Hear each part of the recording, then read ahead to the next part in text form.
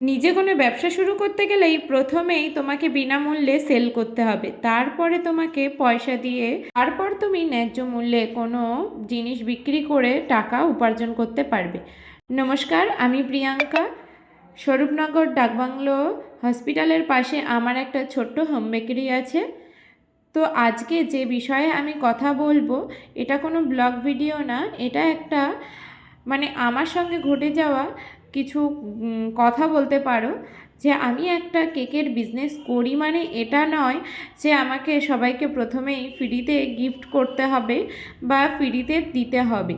সবার এমন একটা ধারণা যে তুমি কোনো ব্যবসা শুরু করছো মানেই তোমাকে বিনামূল্যে খাইয়ে বা বিনামূল্যে দিয়ে তারপরেই তোমাকে ব্যবসাটা দাঁড় করাতে হবে। সবার যদি পছন্দ হয় তারপরে তারা খাবে এবং কিনবে, না হলে তারা খেয়ে আবার বলবে যে তোমার কেকটা কিন্তু ভালো হয়নি। তো এটা সব ব্যবসায়ীদের ক্ষেত্রেই বলছি, শুধু আমার বা তোমার বলে না, এটা প্রতিটা মানুষই এখন ফেস করছে। আর বিশেষ করে একটু যদি মিডল ক্লাস ফ্যামিলি থেকে বিলং করো তাহলে তো এটা হবেই। তো যাই হোক, আজকে আমার একটা হাফ পাউন্ড কেকের অর্ডার ছিল।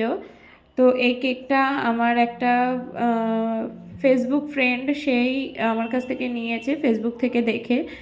তো কেকটা কেমন হয়েছে অবশ্যই তোমরা জানিও। ফ্লেভারটা ছিল বাটারস্কচ এবং পুরোটাই তার পছন্দ মতো করার চেষ্টা করেছি। সে আমাকে একটা ফটো দেখিয়েছিল, তার উপরেই বেস করে কমপ্লিট করেছি।